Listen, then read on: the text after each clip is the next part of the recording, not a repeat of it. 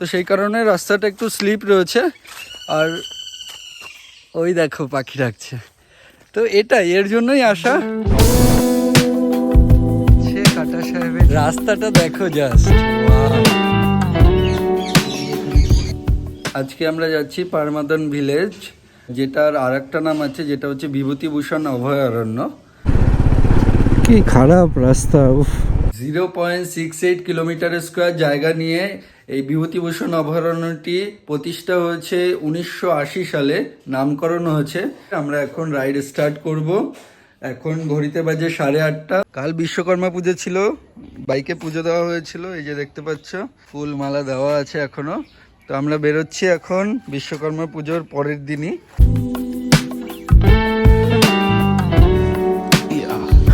চলো বন্ধুরা,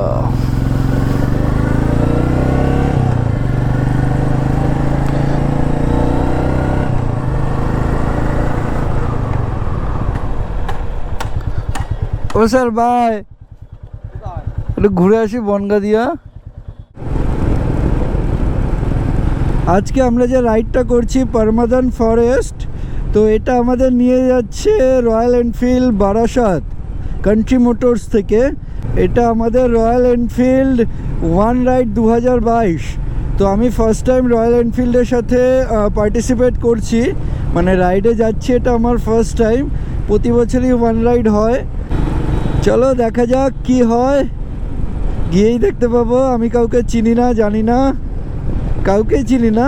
এবারে এমনও হয়তো যে আমি গিয়ে হয়তো দেখবো আমার চেনা জানা কেউ আছে, কারণ আমি জানি না কে কে গেছে কে কে যাচ্ছে। আমরা এখন জাস্ট গোবরডাঙ্গাতেই আছি। গোবরডাঙ্গা থেকে এখন গাইঘাটার দিকে যাচ্ছি, গোবরডাঙ্গা টু গাইঘাটা রোড। এই যে মল্লিকপুর বনগা গাইঘাটার 5 কিলোমিটার। তো অলমোস্ট চলে এসেছি গাইঘাটা থেকে, ওদের সাথে আমরা মিট করব।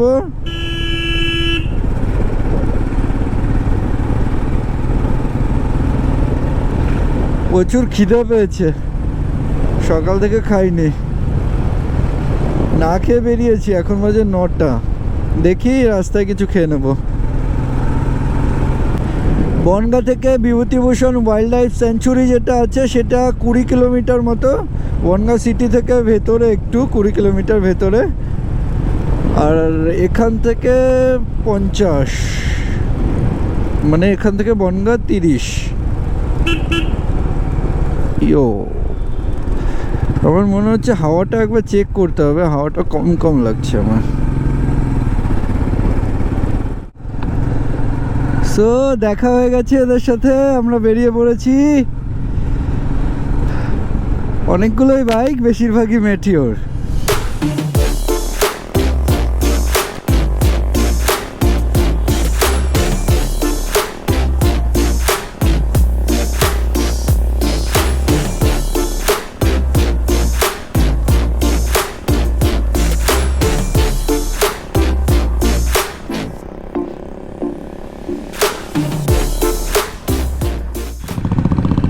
Royal Enfield one ride 2022, we ride together.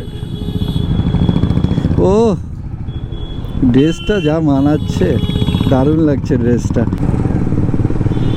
এটা রয়্যাল এনফিল্ডের সাথে আমার প্রথম রাইড, দারুণ লাগছে, একটা আলাদাই ব্যাপার। কারণ এরকম ড্রেস পরে আমরা কখনো রাইডে বেরোইনি, এই ফার্স্ট টাইম। এদিকে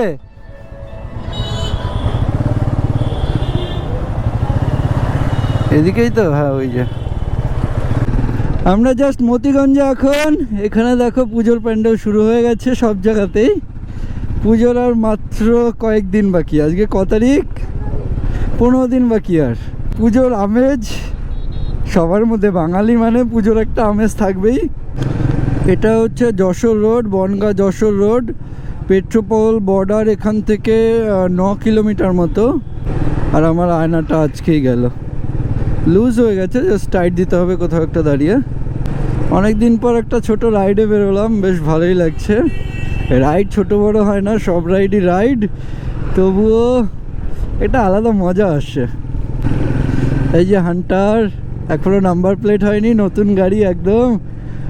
ও তবে হান্টারে সব থেকে ভালো আমার লাগে হচ্ছে সাইলেন্সার পাইপটা, দারুণ করেছে।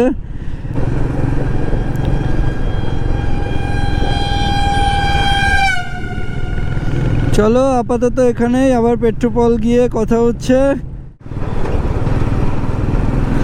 আমরা যে পারমাদন ভিলেজে যাচ্ছি তার পাশেই ইছামতি নদী রয়েছে, তো আমরা ইছামতিতেও একটু ঘুরবো, আর ওখানে কি কি ঘোরার জিনিস আছে সেটাও তোমাদের দেখাবো। ভিডিওটি শেষ অবধি দেখতে থাকো, আজকে একটা আলাদা রকমের রাইড হতে চলেছে। ওয়াও, ভিউটা দেখো জাস্ট। এই যে সেই বনগাঁর রাস্তা, যে আর গাছ কাটা নিয়ে কত আন্দোলন করা হয়েছিল এই যে এই গাছগুলোর জন্য। এই গাছগুলো কাটা হয়নি, কাটতে দেওয়া হয়নি, কারণ এটা একটা আলাদাই সৌন্দর্য, আর দ্বিতীয়ত হচ্ছে পরিবেশ রক্ষার জন্য আমরা সবার আগে। আর চারিদিকে মাঠ, ভিউটাই আলাদা।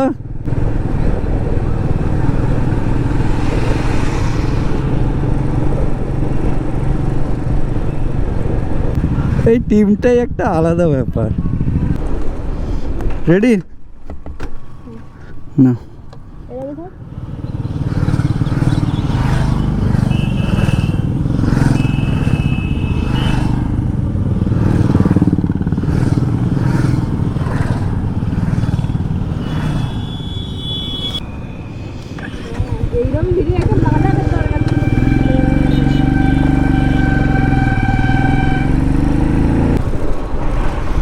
ইয়েস, লুকিং গ্লাসটা টাইট দিলাম, ওরা সবাই আগে বেরিয়ে গেছে।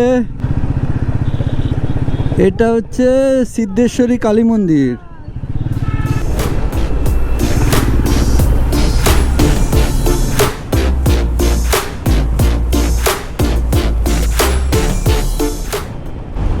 হেলেঞ্চা 3 কিলোমিটার। আর কি ধরনের লোক ভাবো একবার।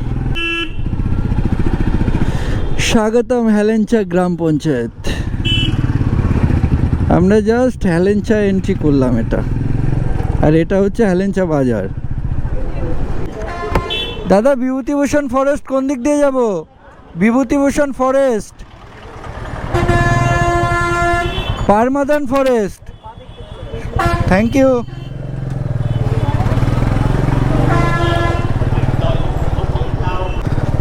এটা হচ্ছে আমরা নলডুগাড়ি থেকে বাদিকে ঢুকলাম, বিভূতিভূষণ অভয়ারণ্যের রাস্তা। এই দেখো গরুর গাড়ি, এখনো এখানে গরুর গাড়ি চলে।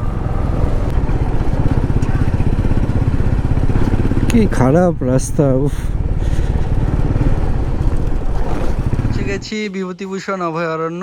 এই যে দেখতে পাচ্ছ পারমাদান, পশ্চিমবঙ্গ সরকার বন বিভাগ থেকে এটা বানিয়েছে।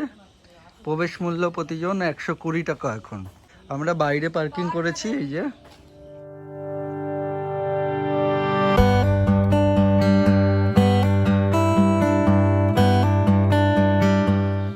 আমরা জাস্ট ব্রেকফাস্ট করলাম এখানে, তো এখন যাচ্ছি আমরা ফরেস্টের দিকে। ফরেস্টে গিয়ে দেখা হচ্ছে, চলো মেন গেটে দেখাচ্ছি। আমরা বিভূতিভূষণ থেকে ভেতরে ঢুকছি।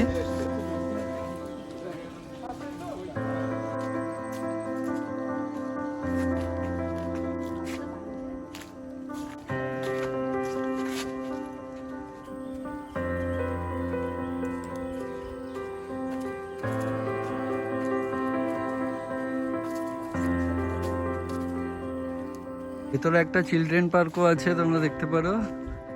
বেশি কিছু নেই, জাস্ট এই যে নর্মাল চিলড্রেন পার্ক।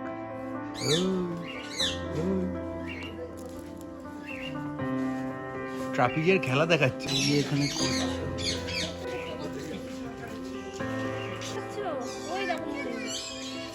পশু পাখিকে বিরক্ত করিবেন না। রাস্তাটা দেখো জাস্ট, ওয়াও। বনের মধ্যে দিয়ে হাঁটছি আমরা এখন, দারুণ। মানে কোথায় যাচ্ছি জানি না, জাস্ট হেঁটে চলেছি। আশেপাশে দুদিকেই বন, এদিকে হরিণ দেখতে পাচ্ছি, আর কিছু দেখিনি আপাতত, হরিণই দেখছি। এবার যা দেখছি অনেকটা দূরে, তো অনেকটা দূরে জুম করেও পাওয়া যাচ্ছে না। চোখের লেন্স যা, তাতে ক্যামেরার লেন্স কিছুই না। আর রাস্তাগুলো ভীষণ, এই দেখো, জাস্ট অ্যাডভেঞ্চারাস রাস্তা। ওই যে একজন রিল বানাতে ব্যস্ত। সিরিয়াসলি এই ট্রিপটা দারুণ একটা ট্রিপ, দারুণ। তোমরা এখানে টাইম কাটাতে আসতে পারো। একটা বাড়ি, পাশেই একটা বাড়ি ছিল, ওখানে আগের থেকে বলা ছিল। সকালবেলা আমরা খেলাম লুচি, ডাল, রসগোল্লা। দারুণ বানিয়েছো, দারুণ, একদম ঘরোয়া খাবার, খুবই ভালো খেতে। জাস্ট উপভোগ করো বনটা।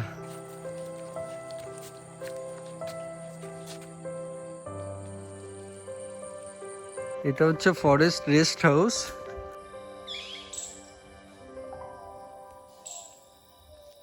বনের মধ্যে আমার এই জিনিসটাই সব থেকে ভালো লাগে, এই পাখির ডাকগুলো। চুপচাপ এক জায়গায় কোথাও দাঁড়িয়ে থাকলে বা বসে থাকলে যে পাখির ডাকগুলো, কত রকমের পাখির ডাক, এটা বেশ দারুণ দারুণ লাগে। অনেক কষ্ট করে আমরা হনুমানের দর্শন পেয়েছি। এই রাস্তাটা যদি পরিষ্কার পরিচ্ছন্ন করে রাখতো তাহলে এতটা ভালো লাগতো না। এই যে সরু গলি রাস্তা, চারিদিকে বন, এই ব্যাপারটা একটা ভালো অ্যাডভেঞ্চার ব্যাপার থাকে। এই যে হচ্ছে ইছামতির ঘাট। ইছামতির পাড়ে বসে একটু হাওয়া খেলাম, তারপর বেরোলাম এখান থেকে। একই রাস্তা হেঁটে চলেছি, দেখি সামনে কিছু পাওয়া যায় কিনা। আপাতত আমরা হনুমান, বাদর আর হরিণ, তাছাড়া আর কিছু দেখিনি। ময়ূর, হ্যাঁ, কয়েকটা পাখি দেখেছি, অনেক ধরনের পাখি। এই যে রাস্তা ধীরে ধীরে সরু হচ্ছে, আরও সরু হয়ে যাচ্ছে। এদিকে যাওয়া উচিত কিনা বুঝতে পারছি না, তবুও যাবো আমরা। যেহেতু বর্ষাকালে এসছি আমরা, ঝোপঝাপ রয়েছে, জোক থেকে সাবধান, কারণ এখানে জোক থাকে। আর সামনে শুনলাম একটা ঘাট রয়েছে, ওখানে নৌকোয় ওঠা যাচ্ছে। তো চলো দেখি ঘাটের দিকে এগোনো যাক। আমরা চলে এসেছি ইছামতির পাড়ে, এটা ঘাট। ওপারে ওই যে ফটোশ্যুট চলছে, মা দুর্গা। নৌকোকে ডেকেছি, উনি আসবে, এসে আমাদের নিয়ে যাবে। এই যে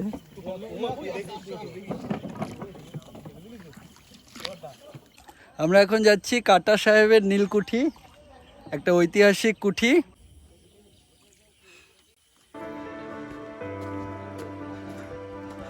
এটা হচ্ছে কাটা সাহেবের নীলকুঠি, মঙ্গলগঞ্জের মধ্যে পড়ছে এটা। তো আমরা ইছামতি পেরিয়ে এপারে আসলাম এটার জন্য। পোস্ট অফিস মঙ্গলগঞ্জের, তার ভগ্নাবশেষ পড়ে রয়েছে। সিঁড়ি রয়েছে এখানে, সিঁড়ি রয়েছে, বাট সিঁড়ি ভাঙা রয়েছে, উপরে যাওয়া যাবে না।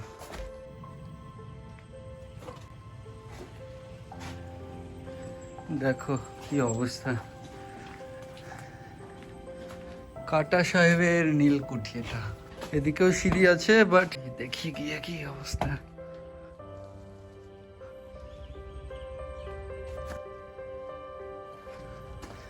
ভগ্নাবশেষ পড়ে আছে কোনোভাবে। তো গাইস, যারা যারা এখানে আসবে তারা অবশ্যই এই কুঠিটা ঘুরে দেখবে, এটা খুব ভালো লাগবে, হিস্টোরিক্যাল একটা প্লেস। সামনেই তোমার স্কুল রয়েছে, মঙ্গলগঞ্জ এফপি স্কুল। এবার আমরা যাব আবার ঘাটের দিকে। আমাদের যে কাটা সাহেবের নীলকুঠিটা দেখালাম, ওটা 200 বছর আগের একটা কুঠি।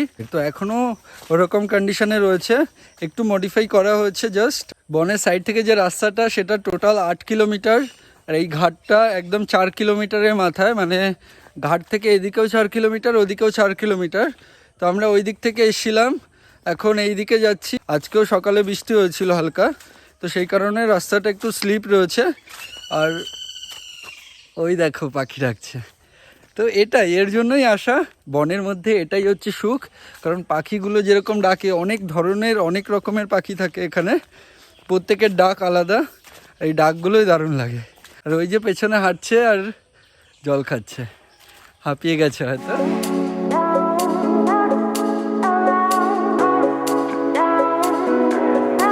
তো গাইজ, আজকে আমাদের ঘোরা কমপ্লিট হলো, পেট ভর্তি খেলাম।